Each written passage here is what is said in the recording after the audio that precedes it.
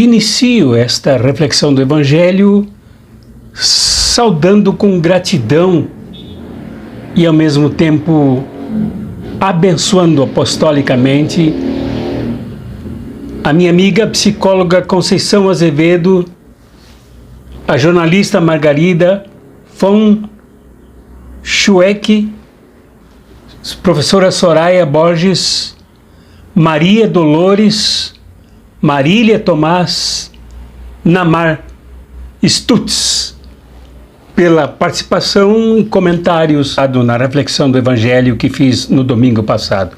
Muito obrigado. Aproveito para pedir a vocês que deem likes aqui, mesmo sendo um programa sobre a fé, sobre a religiosidade, sobre a espiritualidade. Comentem, inscrevam-se no canal, ativem o sininho para receber as novidades e compartilhem este e outros vídeos.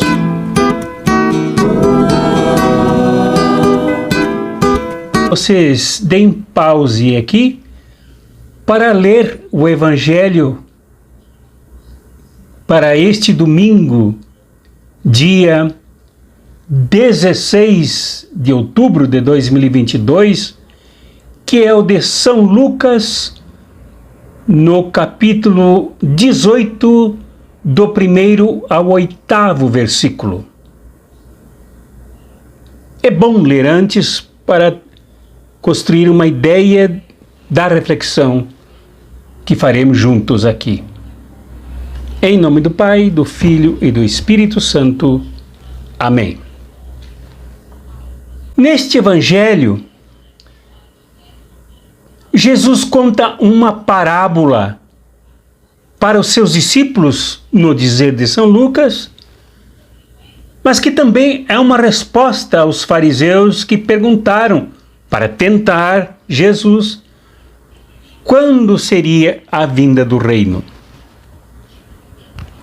de Deus. E Jesus conta esta parábola para ensinar os seus discípulos como orar, como rezar.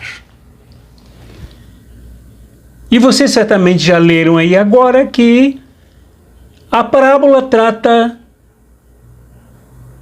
de um juiz tremendamente injusto, não temente a Deus, desrespeitoso, como ele mesmo diz na parábola, para com todas as pessoas, e que se sentiu incomodado. Tem um termo aqui que eu não gosto dessa palavra, mas ela está aqui no texto, na versão Ave Maria. Se encontrava aborrecido pela constante insistência de uma viúva que resistia em pedir dele justiça contra um adversário seu. Até que o juiz, sentindo aborrecido, como diz aqui o texto, atendeu a demanda da viúva para não ser mais incomodado. E Jesus ensina aqui, muito mais do que isso, como Deus escutará as orações insistentes dos seus discípulos e discípulas. É bom que eu diga introdutoriamente que este Evangelho tem sido refletido e sobre ele se pregar de modo muito superficial e irresponsável, desconsiderando o conteúdo da parábola, para falar somente na insistência da oração, com inclusive erros teológicos importantes. Evidentemente que Lucas introduz esta iniciativa de Jesus de contar a parábola para mostrar como os discípulos devem orar, devem rezar. Isto é, em outras palavras, terem um espírito permanente de oração, de reza, de espiritualidade, e não só ocasionalmente. E aqui Jesus se socorre de uma parábola que contém toda uma realidade marcada pela injustiça e pela desumanidade. Ao contar esta parábola, e depois ao narrá-la, ao escrever sobre ela, contar através do seu texto, Lucas também quer ensinar à sua comunidade que os judeus tinham a Torá, e na Torá, que é a sua Bíblia do Antigo Testamento, Deus ensina que as viúvas, as mulheres, devem ser, em primeiro lugar, protegidas, amparadas e nunca abandonadas, entregues à orfandade. E que houve reis durante o reinado de Israel que descuraram deste ensino da Torá e abandonaram, perseguiram e menosprezaram as viúvas que representavam, neste contexto econômico, político e social, a parte mais frágil das injustiças sociais. Então Jesus mostra aqui que há injustiças, que não basta ler a Torá, não basta se nutrir espiritualmente na Torá, é preciso que se pratique o que ela ensina, que é a justiça divina, o direito divino de defender as pessoas que são mais maltratadas, mais injustiçadas, mais discriminadas, pisadas e excluídas. Sem isto, a oração será vazia. Sem isto, a reza será apenas um balbuciar de palavras e movimentos labiais. Então Jesus mostra claramente a contradição entre o texto sagrado, a riqueza dos ensinos sagrados e a prática da vida. Por outro lado, Jesus também mostra na viúva insistente, que interpela o juiz, que vai à frente da sua casa dia e noite, que o enfrenta no seu trono, para pedir justiça contra o seu adversário. Então Jesus mostra aqui que a oração deve conter a resistência, deve conter a insistência, não tanto para pedir tanto e insistentemente para Deus as coisas, mas um espírito de relação constante na sociedade marcada pela injustiça e pela discriminação. É preciso resistir. A justiça é um imperativo que precisa acontecer. Se quem é responsável por ela, por fazê-la se realizar, não a faz, é preciso que as pessoas injustiçadas a busquem, mesmo que seja sob pesadas pressões, insistências, resistências, greves, enfrentamentos. Esse é o exemplo da viúva pobre, que enfrenta o juiz, que enfrenta o injusto, que enfrenta o machista, que enfrenta aquele que se aborrece com o clamor dos pobres, para dizer, em outras palavras e não literais, que este juiz afronta o próprio Deus da justiça, o Deus dos justos, o Deus que quer a realização justa e equitativa da vida para todos e para todas, e que não haja ninguém excluído.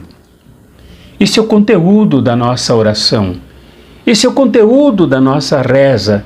É isso que os discípulos e discípulas de Jesus aprendem com Ele mesmo. Aprendem com o seu discípulo Lucas, seu apóstolo Lucas, que escreveu, e foi o único a escrever esta parábola. Nos ensina também como devemos rezar. Rezar não é uma atitude à parte da vida.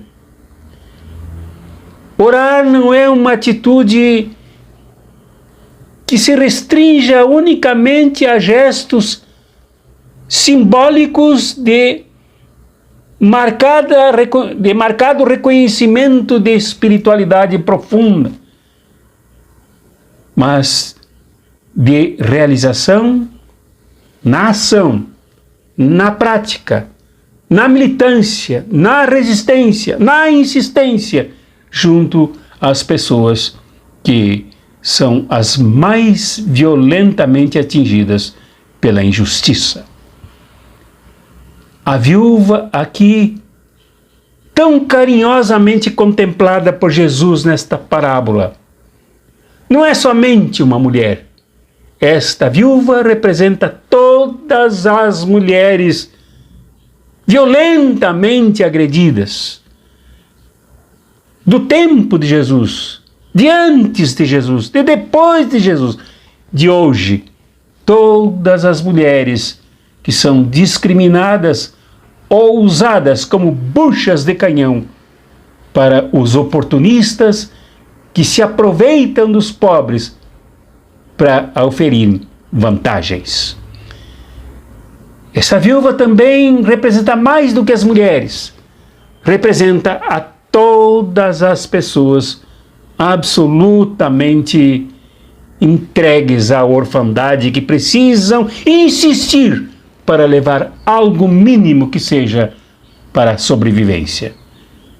Não é por nada que no contexto literário aqui de São Lucas, esta parábola venha depois do que refletimos no domingo passado, com os 10 leprosos, que apelaram para a compaixão de Jesus, e que encontraram em Jesus a compaixão, e um deles revelou profunda gratidão a Jesus. Então, esta parábola inclui os que carecem de compaixão, não como caridade, não como esmola, mas como dignidade de vida. Então, em momentos tão sombrios, tão bicudos como os que vivemos hoje, com uso em vão do nome de Deus, com Jesus na boca de pessoas violentas que o usam como deboche, que invadem templos para a perversidade. É momento de nós nos darmos conta mais e mais do que antes de que ou somos coerentes com o que o Evangelho ensina, retomando a Torá e atualizando-a mais radicalmente em Jesus, ou então tornamos o cristianismo apenas uma futilidade e uma ferramenta útil para a propaganda política. Este evangelho é muito apropriado e nos chama a atenção para nós termos uma conduta coerente permanente de insistência, de resistência, de luta por aquilo que é de direito de todos nós. Se é direito divino, também é direito humano. Se é direito divino e é direito humano, é direito das mulheres, é direito das crianças, é direito dos doentes, é direito dos velhos, é direito de todos os que são mais sensivelmente ameaçados. Esta é a mensagem que devemos carregar conosco a partir desse 16 de outubro como nutrição da nossa fé. Então, concluindo, esta reflexão nos ensina que rezar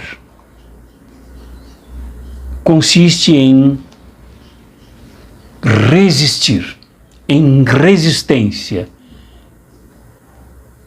Oração na resistência como prática, como ação. Por isso a palavra oração significa que ou se age na proporção do que se pede a Deus, do que se reza, do que se ora, ou a nossa oração será herética, será até ofensa, não terá o menor significado. Então, oração na resistência, caminhando pelos caminhos da ação, sempre redunda em fé. Não dá para separar o início das coisas. Se oramos porque temos fé, por isso oramos e agimos. Ou agimos e oramos resistentemente e por isso temos mais fé. Fato é que tudo se junta passando pela ação. Deus, vida, és fonte da vida, de forças, de ânimo e fé. Recebemos de ti todo esse potencial que se traduz em nossa oração. Abençoa nossas lutas por direitos, por justiça, por igualdade e paz. Envolve-nos nos movimentos de vida, justiça e paz ensinados por Jesus. Dá-nos resistência e persistência nas lutas, sempre. Nas lutas cotidianas por direitos, para todos, para todas os injustiçados e as injustiçadas. Ouve nossas orações que devem ser ativas, resistentes, com a força de Ruach, o espírito de vida. Que o exemplo da viúva insistente e persistente nos inspire em nossas lutas cotidianas. Que a bênção de Deus Pai, Filho e Espírito Santo seja contigo, meu irmão e minha irmã. Amém.